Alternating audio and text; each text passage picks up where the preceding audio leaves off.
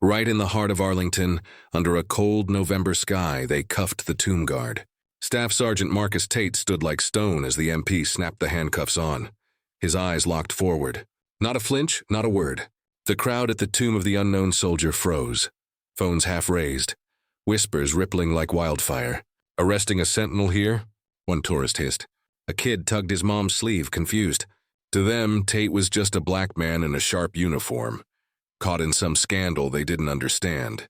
But what they didn't know, what nobody in that crowd could have guessed, was that this tomb guard had stopped a bloodbath with a single call 3 days ago, and the 4-star general who'd ordered his arrest, striding toward the plaza with fury in his eyes, was about to learn he owed his life to the man he just put in chains. Before we dive into this story, where are you watching from? Let us know in the comments. And if you believe that values like honor, courage, and sacrifice still matter, join us in keeping their legacy alive. Picture this: a cold November afternoon at Arlington National Cemetery, Virginia. The kind of cold that seeps into your bones, makes your breath puff out in little clouds, and turns every sound razor sharp. The sky's a heavy gray, like it's carrying the weight of these stories buried in those endless rows of white headstones. At the tomb of the unknown soldier, a small crowd, maybe 50 people, huddles together. Wrapped in coats and scarves, tourists, veterans, a high school history class. A couple of reporters with cameras slung around their necks. They're here to watch the changing of the guard. That solemn, perfect ritual where every step, every movement feels like a promise kept to those who never came home. The air hums with reverence, the kind you feel in your chest, not just here. But what they don't know, what none of them could have guessed, is that they're about to witness something that'll hit the front page of every news outlet by sundown. A moment that'll remind everyone what courage really looks like. The tomb of the unknown soldier sits elevated, its white marble glowing under the soft floodlights as the day fades. The sentinel, Staff Sergeant Marcus Tate, moves with mechanical precision. 21 steps, a crisp turn, a pause, then 21 steps back. His polished boots click against the stone, each sound slicing through the silence. Tate's 32, tall, broad-shouldered, a black man with deep brown eyes that seem to see everything and nothing at once. His uniform's immaculate. Green coat pressed sharp enough to cut glass, white gloves spotless, rifle balanced perfectly against his shoulder. To the crowd, he's a living statue, part of a ceremony that's been unbroken for decades, rain or shine, day or night.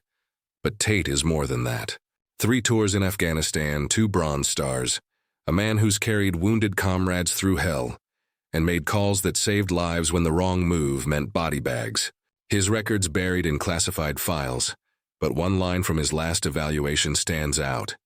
Tate's instincts are a weapon as sharp as any rifle. As a black soldier, he's carried the weight of history too. The legacy of men like the Buffalo Soldiers and the Tuskegee Airmen, whose courage paved the way for his place at this sacred post. Today, those instincts are about to change everything. The crowd watches, hushed. A mom whispers to her teenage son, explaining the ritual. See how he doesn't flinch? That's discipline. That's honor. Her kid nods, half listening, his phone half out, ready to snap a picture. Nearby, an older veteran, his jacket heavy with pins, stares at Tate with something like recognition. He knows the look of a man who's seen war up close, and maybe the weight of proving himself in a system that doesn't always trust first. A couple of tourists, probably from out of state, murmur about how cool it is to see this in person. It's like something out of a movie, one says. An NBC reporter adjusts her camera, sensing a slow news day. But then the atmosphere shifts. A ripple runs through the crowd as a group of men in crisp military uniforms approaches, their boots echoing louder than they should. The center is General William Hargrove, a 4-star general, a legend in the Pentagon. His face is all hard lines, his chest a mosaic of medals that tell a story of 30 years in command. He's here for a high-profile memorial event, one with foreign dignitaries and a tight schedule. But something's off. His jaws tight, his eyes locked on Tate. Hargrove stops a few feet from the tomb, his entourage fanning out behind him. The crowd goes quiet, sensing something big. Even the wine seems to hold its breath. Hargrove's voice cuts through the chill, calm but heavy with authority. Staff Sergeant Tate, stand down. You're under arrest for insubordination and disruption of protocol. The words land like a grenade. The crowd gasps, a collective intake of breath. A teenage girl tugs her dad's sleeve. "Dad, what's happening?" He shushes her, eyes wide. The veteran in the pin-covered jacket steps closer to the rope barrier, muttering, "This ain't right. Not a black sentinel, not here." Two MPs, their faces unreadable, step forward. One reaches for Tate's rifle, sliding it from his shoulder with practiced ease. The other pulls out handcuffs, the metal glinting under the floodlights. Tate doesn't move, doesn't blink. His posture's still perfect, like he's carved from the same marble as the tomb behind him. The cuffs click shut around his wrists, the sound sharp enough to make a woman in the crowd flinch. "They're arresting him right here," a tourist whispers, his phone already recording. "At the tomb? What the hell did he do?" The NBC reporter's camera is rolling now, her instincts screaming that this is no ordinary moment. A kid in the history class whispers to his friend, "This is going viral, man." From the back, a voice calls out, "Let him explain." It's the veteran, his face red with indignation. You don't cuff a sentinel at the tomb unless he's done something unforgivable. And a black soldier? They better have a damn good reason. Hargrove doesn't look at the crowd. His focus is on Tate, who finally speaks, his voice low but steady, carrying across the stone plaza with the weight of a man who's faced worse than handcuffs. "General, one truth before you take me away. It's about why I broke that order, and why you're still here to give it." The MPs freeze, their hands on Tate's elbows. There's something in his tone, not defiance, not anger, just certainty, that makes them hesitate. Hargrove's eyes narrow, his gloved hands clasping behind his back. "You'll speak at an inquiry, Sergeant. Not here, in front of a crowd." But the crowd's not having it. Phones are up, live streams are starting, and murmurs swell into a chorus. "Let him speak." Another voice shouts, joined by others. A woman in a wool coat whispers to her husband, "This feels bigger than we thought. A black soldier arrested like this. There's a story here." Some in the crowd exchange glances. Aware of the optics, cuffing a black sentinel in such a public sacred space raises questions of fairness, of history repeating itself. Let's rewind a few days to understand how we got here. 3 days ago, during a major memorial ceremony at the tomb, Tate was on duty. The event was a big deal. Foreign dignitaries, Pentagon brass, a speech from Hargrove himself scheduled to honor fallen soldiers. The crowd was bigger than usual, maybe 100 people, all cleared by security. But Tate, with his radar-like instincts, noticed something off. A man in his 40s, wearing a bulky jacket and carrying a heavy backpack, stood near the edge of the crowd. He kept checking his watch, avoiding eye contact. His shoulders hunched like he was carrying more than just a bag. To anyone else, he might have been just another tourist. To Tate, he screamed trouble. Tate radioed for a security check, but his co brushed it off. "We're on a tight schedule, Sergeant. The dignitaries are waiting? Don't make a scene." Tate pushed back, his voice firm. "Sir, this guy's behavior matches every bomber profile I've studied. We need to check him." The answer was a hard no. Protocol demanded the ceremony stay on track, and Tate was due to rotate off for the changing of the guard. But he refused to leave his post. Instead, he signaled for a security team to intercept the man, delaying the ceremony by 45 minutes. That decision sent shockwaves. The dignitaries were kept waiting, the schedule thrown into chaos. Hargrove, who was set to speak, was furious. To him, Tate's actions were a direct challenge to authority, a breach of the discipline that defines the old guard. A report landed on Hargrove's desk, labeling Tate's behavior as gross insubordination and recommending immediate disciplinary action. What the report didn't mention, what was buried in a classified security brief, was that Tate's instincts were deadened.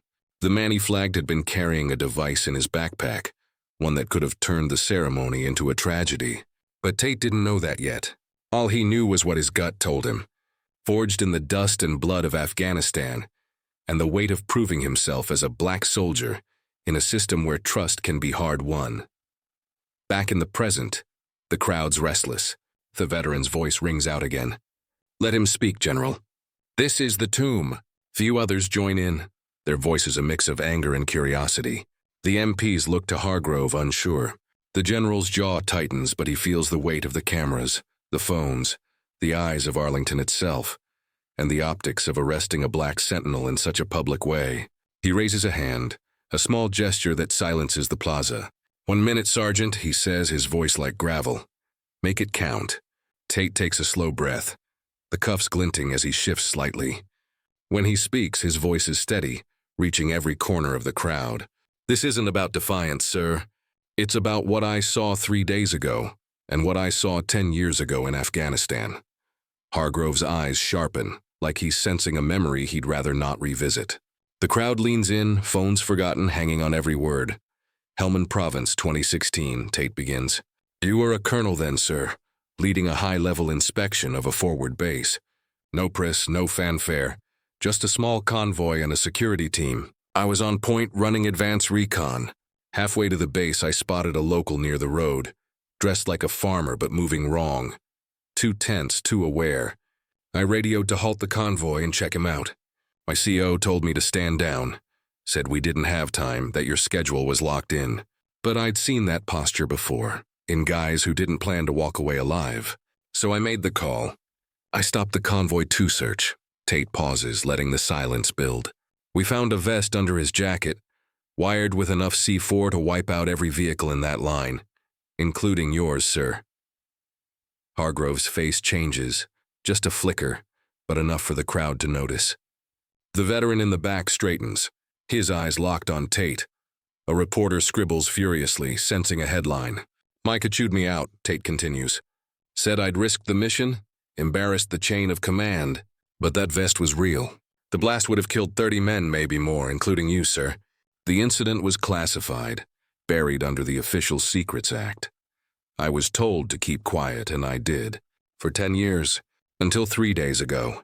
He shifts his weight, the cuffs clinking softly. "That man at the ceremony, the one I stopped, he wasn't just a tourist, he was checking his watch like he was counting seconds, carrying a bag that didn't match the manifest. I've seen that before, in places where hesitation gets people killed. I radioed for a check, was told to stand down, to rotate off for the guard change. I refused. I stayed because I knew what was at stake. This tomb, this place, it's not just stone. It's a promise to every soldier who never came home, black, white, or otherwise. I couldn't let that promise be broken." The crowd's silent now, every word landing like a stone. A woman in the back wipes her eyes. The NBC reporter's camera is steady, but her hands shake slightly. Hargrove's staring at Tate, his face unreadable, but you can see the gears turning. He remembers that day in Helmand, the convoy that made it through because of a black sergeant who wouldn't back down. Tate's voice drops, but it carries. After it stopped him, security found something in his bag. "Device, sir, enough to take out half this plaza. It was set to go off during your speech right here at the tomb. If I'd rotated off, if I'd followed orders, we wouldn't be having this conversation." The crowd erupts, gasps and murmurs blending into a wave of sound. The kid whispers to his mom, "He stopped a bomb." The veteran shouts, "Damn right he did." Hargrove's silent, his eyes locked on Tate. A security officer steps forward, his voice low but urgent. "General, he's telling the truth. We found traces of explosives in the bag. The suspect bolted when we approached, but we've got him in custody now. Intel's saying it was a coordinated plot tied to an overseas cell." The crowd's buzzing now, phones back up, live streams flooding social media. A reporter mutters, "This is bigger than Watergate." Hargrove's jaw works once, then twice. He steps closer to Tate, his boots clicking on the stone. "You disobeyed a direct order," he says, his voice low but clear. "Twice." He pauses, and when he speaks again, there's something new in his tone. "And both times you saved my life." The crowd lets out a collective breath, like they've been holding it for years. The mom in the crowd hugs her son, tears streaming. The veteran nods, his face grim but proud. Hargrove turns to the MPs. "Release him." There's a moment's hesitation, protocol grinding against reality. But the cuffs come off. The sound's louder than when they went on, like a door slamming shut on a mistake. Tate flexes his wrists, red marks visible where the metal bit in, then resumes his position, rifle back in his hands. Hargrove addresses the crowd, his voice carrying the weight of command but softened by something human. "This man acted on instinct forged in war, not defiance. The uniform he wears isn't just for show. It's a shield for this nation, for this tomb, for every soldier who gave everything, regardless of who they are. He turns to Tate, his voice dropping but still audible. I owe you my life, Sergeant. Twice over. The crowd's quiet now, the kind of quiet that feels sacred. Hargrove gives a small nod, not formal but real, weighted with meaning no protocol could capture. The general steps back, addressing the officers behind him.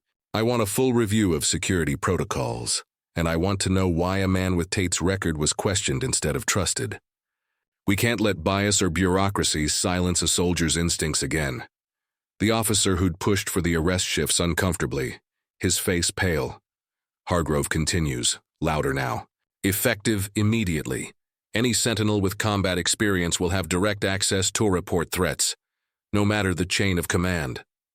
No soldier should face arrest for protecting this place, especially not one who's proven his worth time and again. The crowd murmurs approval, a few clapping softly. The veteran calls out, about damn time. A reporter's already on her phone telling her editor to clear the front page. Hargrove turns to Tate one last time. I'm ordering a full honors review of your service record, Sergeant. Your contributions and those of soldiers like you have been overlooked for too long. Tate doesn't respond. He doesn't need to. He steps back into position, resuming his 21 steps, his boots clicking against the stone like nothing ever happened. The crowd starts to disperse, but the air's different now. People aren't just talking about what they saw. They're processing what it means. A young journalist tweets, "Today at Arlington, a black sentinel showed us what courage looks like. This is why we honor the fallen." The mom from earlier kneels by her son, pointing at Tate. That man didn't just guard the tomb, he guarded everyone here, including us. Her son's eyes wide, no longer glued to his phone. The veteran approaches the rope line, his voice low but steady. That's what a real soldier does, kid. Stands up when it counts, no matter who's giving the orders or what they look like. Nearby, the tourist couple reviews their footage. Look at this, the husband says, pointing to his phone. Right when the general shook his hand, you can see it. Everything changed. His wife nods, pulling her coat tighter. He didn't even smile, just went back to his post. That's what makes him a hero. As the afternoon fades, Tate keeps marching. 21 steps, turn, pause, repeat. The floodlights cast long shadows, his silhouette sharp against the marble. He's not just a sentinel anymore. He's a reminder of what the tomb stands for. Not just ceremony, but sacrifice, courage. The kind of duty that doesn't bend, even under the weight of handcuffs or the shadow of history. So what do you think? Was Tate right to break that order, knowing it could end his career? Should Hargrove have handled it differently? Maybe behind closed doors, given the optics? And here's the big on. In a world where orders are everything, when does your own judgment matter more, especially when you're carrying the weight of history? Drop your thoughts in the comments. We read everyone. If this story hit you, if it made you think about what honor really means, hit that like button. It helps more than you know. Subscribe and tap the bell so you don't miss our next story. These moments of quiet courage happen more than you'd think, and we're here to tell them. Share this with someone who needs to hear it. Someone who might think the tomb is just a monument. Let them see what standing guard really means. Another story is waiting for you right now. Click it, and we'll see you tomorrow with another moment that proves one truth. Real courage doesn't shout, just stands there ready, no matter the cost.